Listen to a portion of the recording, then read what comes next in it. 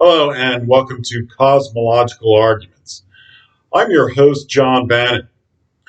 In this video, I'm going to go over something I call the resurrected brain of Jesus.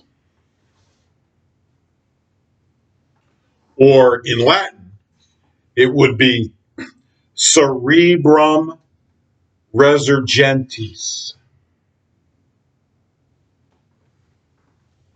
Now, this idea of the resurrected brain of Jesus is a highly overlooked but biblically accurate truth, which is that the resurrected Jesus appeared in a physical form, which included a resurrected brain. So when Jesus appeared in a resurrected form, he appeared in flesh and bone and as a human being. And he had a head and a cranial cavity and a brain inside that resurrected cranial cavity. And I don't think anybody would dispute that that was true. So clearly, the resurrected Jesus had a resurrected brain, but nobody talks about it. Well, I'm going to talk about it. So, what's the biblical evidence that Jesus had a resurrected brain? Well, you go to the Gospels and look at the parts of the Gospels at the end where they talk about Jesus appearing after death in resurrected form. So, for instance, in the Gospel of Luke, chapter 24, line 39, it said, Jesus said after his death and he appeared in a resurrected form, he said, "Look at my hands and feet. Yes, it is I indeed. Touch me and see for yourselves. A ghost has no flesh and bones, as you can see I have." And as he said this, he showed them his hands and feet. Their joy was so great that they still could not believe it, and they stood there dumbfounded. And so he said to them, "Have you anything here to eat?" And they offered him a piece of grilled fish, which he took and ate before their eyes. So clearly, Jesus is saying in his resurrected form that I'm made of flesh and bone, and I can eat. And if he can eat, then he had to have a mouth in order to eat. And if he had a mouth, then he had to have a head. And if he had a head, then he had to have a cranial cavity. And if he had a cranial cavity, then he had to have a resurrected brain. So, clear biblical evidence that Jesus appeared in a form which included a resurrected brain.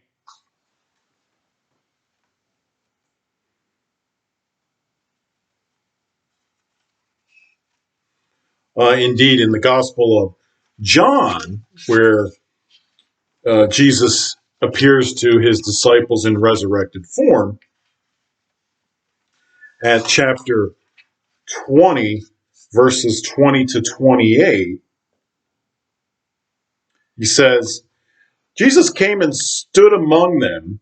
He said to them, "Peace be with you," and showed them his hands and his side. The disciples were filled with joy when they saw the Lord, and he said to them again, "Peace be with you." A little bit further on, it says, Thomas, called the twin, who was among the 12, was not with them when Jesus came. When the disciples said, "We have seen the Lord," he answered, "Unless I see the holes that the nails made in his hands, and can put my finger into the holes they made, and unless I can put my hand into his side, I refuse to believe." 8 days later, the disciples were in the house again, and Thomas was with them. The doors were closed, but Jesus came in and stood among them. "Peace be with you," he said. Then he spoke to Thomas. Put your finger here. Look, here are my hands. Give me your hand. Put it into my side. Doubt no longer, but believe. Thomas replied, My Lord and my God. So, in this gospel passage, Jesus appears in fully physical form, flesh and blood, and even invites Thomas to put his finger in the holes in his hands caused by his execution on the cross, as well as to put his hand in Jesus' side, which presumably is where he was stabbed uh, by a spear while he was hanging on the cross. So again, the biblical evidence is that Jesus came in resurrected form in flesh and blood. That presumably means Jesus must have had a resurrected brain.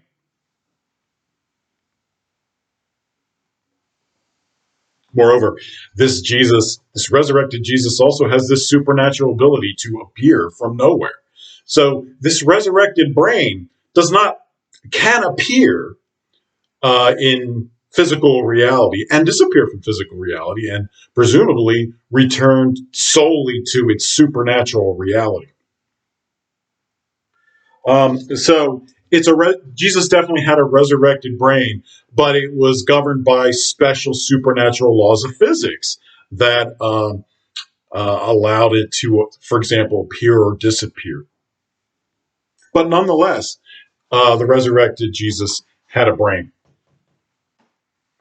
So, cerebrum resurgentis is biblically accurate.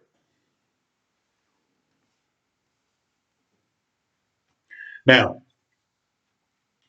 brain matter in an unresurrected person, like me, for instance, is made of parts. You can remove somebody's brain and chop it up into pieces and dissect it and look at it, and you will see that it is made of parts. It is ultimately, I mean, it's made of neurons and cells, but even lower than that, it's ultimately made of molecules and atoms and even subatomic particles. It's clearly made of parts. Um, Therefore, one can presume that a resurrected brain is also made of parts because a brain is made of parts. And if Jesus says he's flesh and blood, well, that's the same as when we are alive and haven't died yet. Therefore, Jesus' resurrected brain must have been made of parts, just like an ordinary brain. Um, Now, this idea is fine. The prevailing consensus in neuroscience, that is the study of the brain by medical profession, is that consciousness is an emergent property of the brain. So, therefore, one can conclude that the consciousness of the resurrected Jesus was an emergent property of his resurrected brain. This all makes perfect sense.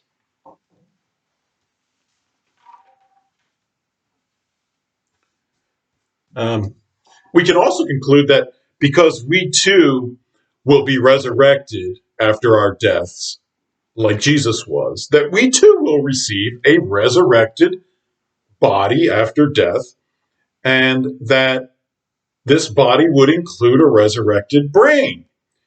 Uh, we can therefore conclude that the preservation of the consciousness caused by our brains um, will be preserved after death in the form of a resurrected brain. Because the brain is made of parts and is a neural network structure that can be described in terms of information regarding its structure, then this information must be preserved and recreated in our resurrected brain. So the brain survives after death in a sense, um, without the need of any specific attached physical matter, but rather it uses supernatural matter or matter parts created in a supernatural realm, such as heaven. God can certainly recreate the information and structure of our physical brains using the parts of a supernatural realm created in creating a resurrected brain. This brain, resurrected brain, could be any relative size compared to other supernatural things in a supernatural realm such as heaven, because God controls the relative size of things in a supernatural realm with its own special supernatural laws of physics. So, well, for example, God could create a brain to fit on the head of a pin if he wanted to do so, because size is relative. And when you can create supernatural realms, you can create things any size you want them to be compared to other things. In this sense, a resurrected brain could have a spiritual disembodied quality, at least at some points, because its relative size could be practically point-like compared to something else. That would make it seem as if it was disembodied, even though it still has that. It's still comprised of parts, um, and God could create the brain in a full-sized person, a resurrected brain in a full-sized person, like he did with Jesus, who appeared in after his death to the apostles. Um, but he could also have that same brain information created in the form of a disembodied, spirit-like consciousness with a relative point-sized um, size compared to something else in a supernatural realm. So the point is that this idea of a resurrected brain is biblical. It's true.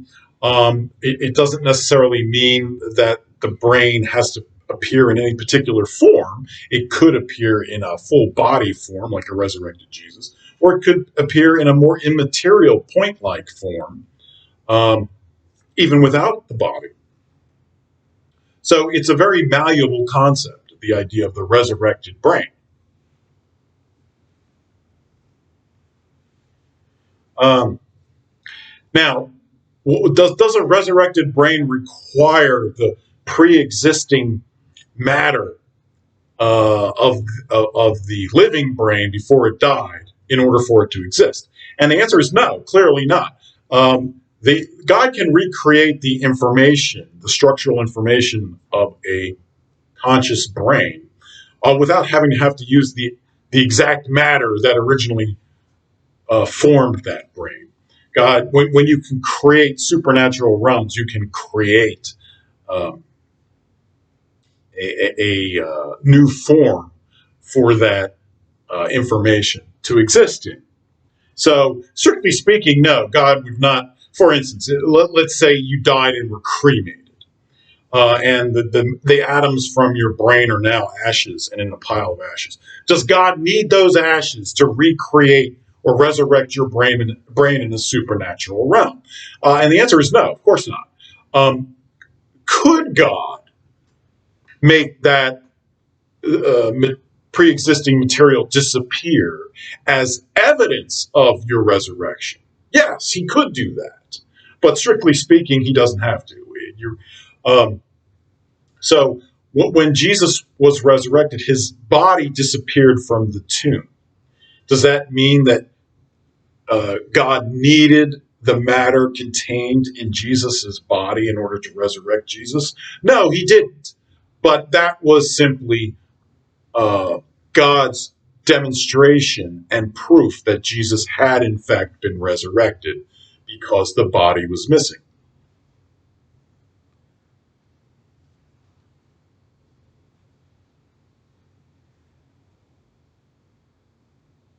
All right, so the concept of the resurrected brain is biblical, it's malleable, it explains a lot of questions that arise concerning Gospels. Um, so, what about free will?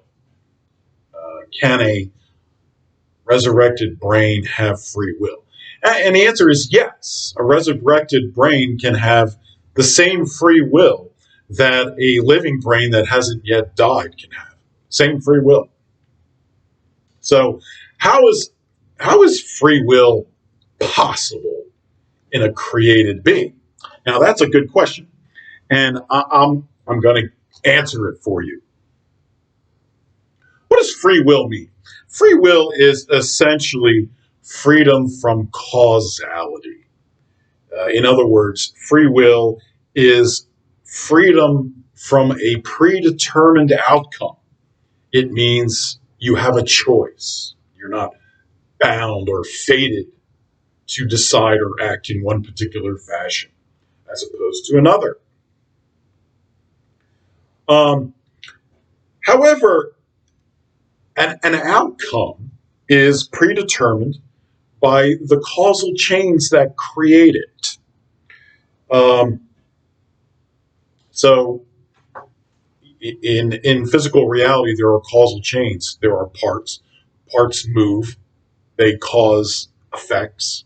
Those effects, in turn, are causes of new effects. And you have this series of causes and effects, this causal chain of moving parts, which determines the outcomes of things. So, free will really means freedom from that causal chain of parts. But how can a being made of parts be free of causal chains? That's a good question, and that's what I'm gonna explain to you how that is possible.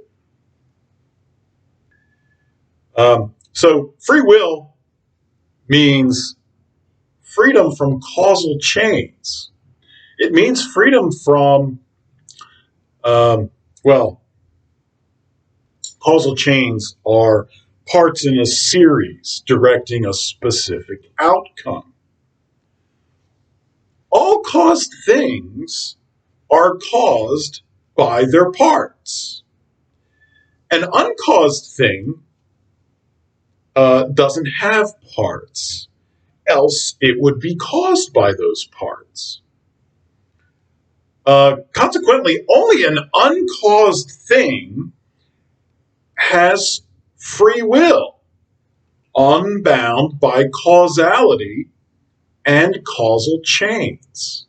So, in order to avoid causal chains, in order to avoid being chained to causality, in order to have free will, uh, you have to be uncaused. Because an uncaused thing doesn't have parts, doesn't have causality, and therefore has free will. Um, so, what's an uncaused thing? There's only one uncaused thing, and that is God Himself. God uh, possesses free will. Now, God is uncaused, is not made of parts, and is not subject to causal chains. But God is special because God is a necessary brute fact, foundational reality that exists without parts. Uh, you can look at the cosmological arguments. They all are intended to prove the existence of God and the necessity of this uncaused being, this foundational brute fact reality that must be the case. So God is special. God, and rightfully so, because he's uncaused. Everything else is caused. That's why God is unique. However, um, even God cannot create an uncaused being. And the reason is because an uncaused being has no parts. Um, so there's nothing to cause. Because an uncaused being cannot be caused by definition, even God cannot cause an uncaused being, which means God can't cause himself, but he also can't cause you or me to be an uncaused being.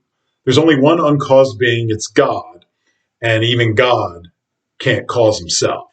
So he can't cause another uncaused being. So God can't create an uncaused being that is not subject to causal chains. God can only create beings that are made of parts, which parts are what cause causal chains.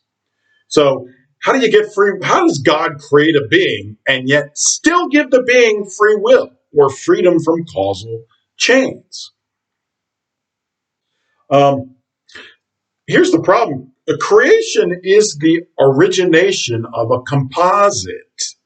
Um, every composite is made of parts. It's the definition of a composite. The reason for this is uh, when you create something, let's say you create X.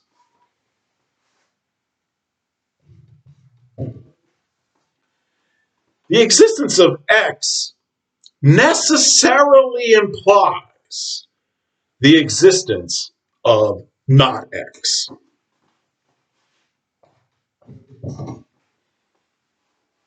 Those two go together. They're inseparable. For anything that you create, there must be something that it is not. That's a simple truth. Well, what does this mean? That means if you create something X, you're always creating something that is not X, which means you're always creating a composite. You're always creating a composite of at least two parts, X and not X. Even if the not X part is simply the place or the realm in which X is placed alone by itself, you still need the place to put it in. So every created thing is a composite. It's made of parts. All creation is made of parts. Um, God is uncaused, isn't created. That's why God doesn't have parts. But anything that God creates must be made of parts. Logically, that's the only way it can be done. Um,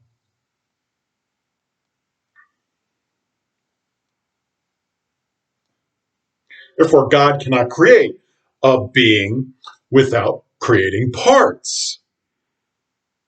Any being made of parts is subject to causality or causal chains and cannot have free will unless God directs the parts himself without the use of causal chains. Now, this is the answer here for how free will can exist in created beings. A brain directed by the laws of physics would be directed by causal chains of the matter in the brain and could not be free from causality. So if the brain is made of matter, electrons, atoms, molecules, and they're being moved around by the laws of physics, then those are causal chains created by the laws of physics. So you couldn't have free will if that was the case. However, God could directly move the parts in your brain outside the laws of physics. Now, that would require a miracle and direct intervention by God in the movement of brain matter, outside the laws of physics. But God could do that. And the reason is because God is omnipresent. That means God is in control of every place in the universe, including the place in your brain. So God is literally in control of what's going on in your brain. God is in your brain. So God could take direct control of the movements inside your brain through a miracle if God decided to do that. If God takes direct control of the movements inside your brain outside the laws of physics, then the movement in your brain is not subject to causal chains because God is the one moving the parts in your brain. And because God's action is not the result of causal chains, because God is not made of parts. So it can't be caused by causal chains. Can't be. That movement inside your brain would likewise not be the result of any cause or any cause that has causal chains. Sure, it would be caused by God, but God doesn't have causal chains. Therefore, that movement by God directly in your brain of your brain matter would be movement without causal chains. That would be free will. So, in a sense, uh, if God, through miracle, directs the movement of the matter inside your brain, then you can have free will. You can have conscious thoughts that are not caused by causal chains. Instead, they are caused by God's decision making, which itself does not have causal chains. So you can say that your decision making does not have causal chains and is therefore free. You can have free will.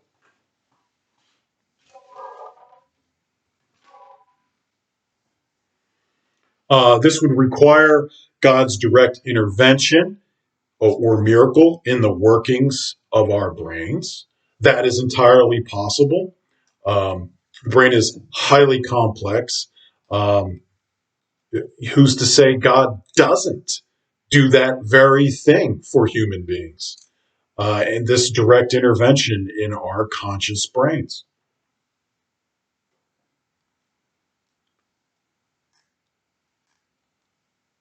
So instead of our consciousness being directed by the laws of physics, God could direct the physics of consciousness himself through his miraculous intervention, which does not involve causal chains.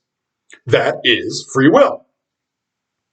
So you could think, well, uh, ordinary animal consciousness can be caused by the ordinary laws of physics, but God can control the physics of consciousness for humans through direct intervention, um, in part or in whole, giving us free will.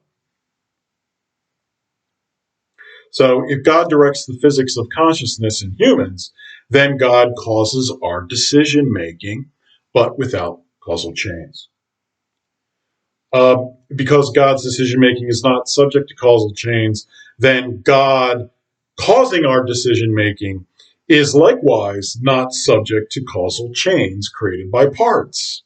Therefore, one could say that even though God decides our actions for us, because God himself does not use causal chains to direct the physics of our consciousness, then our conscious decisions, are likewise free, and our own decisions arising from our own brains.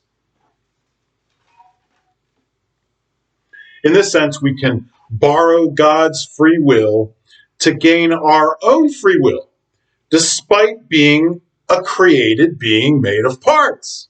So there you go. There's the solution for you. That's how you can get free will despite being a created being made of parts.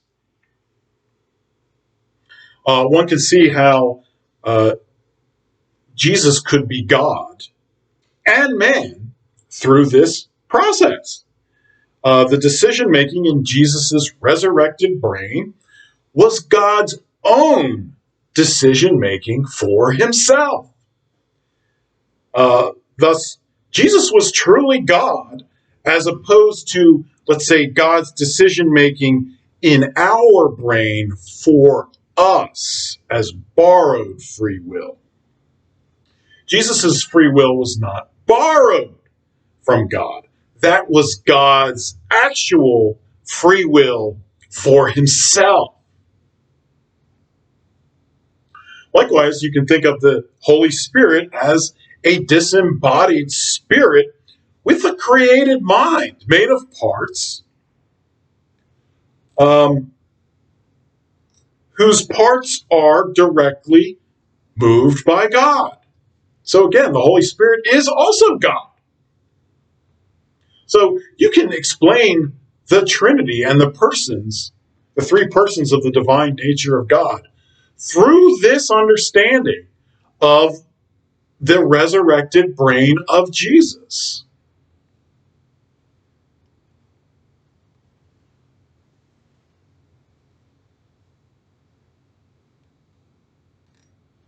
And furthermore, you can think that God can also suggest to us his thinking in our brains as a form of conscience, even though we ultimately decide whether to follow him or not. So you could have an interplay going on in your mind between the free will you borrow from God, which is for us, and God's own thoughts competing in one's mind. God suggesting to us what God would want us to do, but us having the free will to decide for ourselves whether to follow that path or not.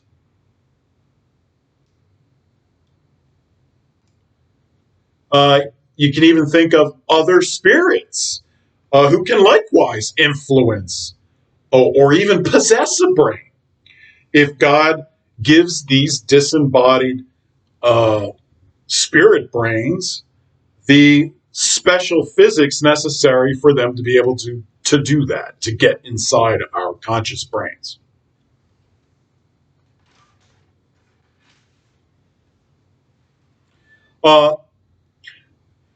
There is nothing about a resurrected brain that per se demands a body or a nutritional sustenance program.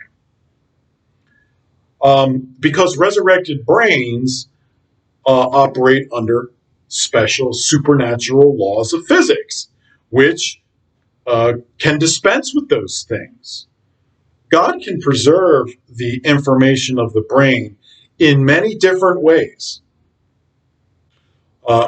Moreover, the transfer of your brain information or structure, that structural information, can occur upon death. Because earth and heaven are not the same place. Heaven is a supernatural realm, different than our universe. Then earth and heaven do not share a common universal time. They're not both in the same place with this overarching sense of time, ticking clock of some sort. They have their own independent times. So, because they don't have a universal time, then there doesn't have to be any temporal synchronicity between your death on earth and your resurrected brain in heaven. So, it's not a matter of timing. In other words, if you died, your resurrected brain doesn't have to instantly appear, because the realm of heaven is different than the realm of earth, and they don't have synchronicity in their time. They have independent times. Then that question doesn't even arise. There's no common universal time. then it doesn't even make sense to talk about what happens immediately after your death in heaven, because they don't share the same time system. So that's a nonsensical question, actually.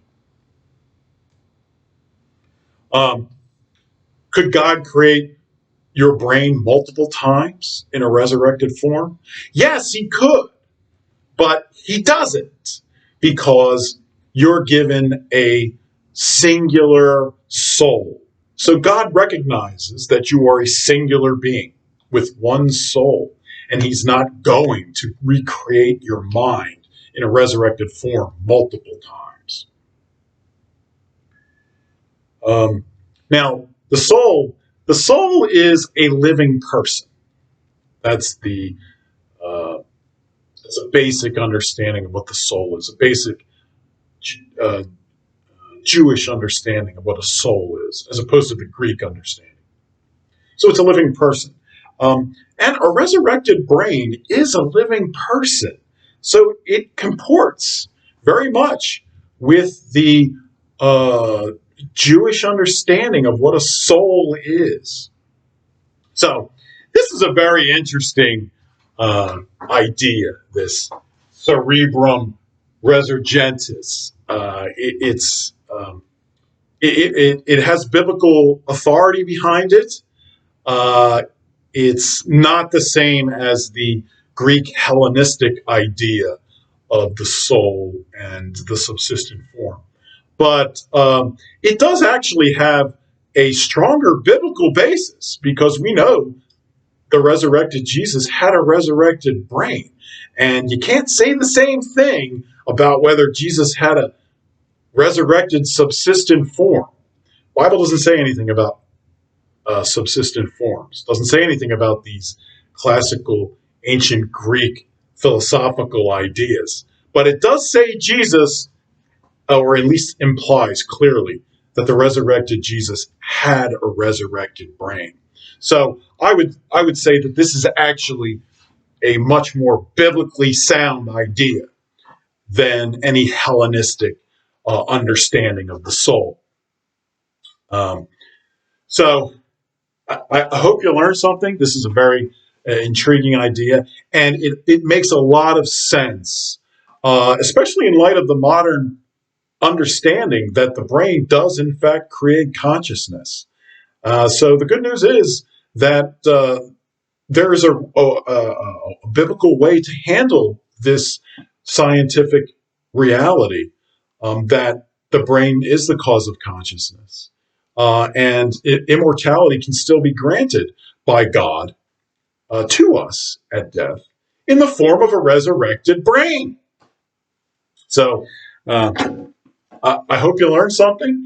And if you have any questions, leave them below in the comment section, and I'll address them. But this is a very interesting and new concept, badly overlooked, but very, very legitimate. All right, take care, everybody.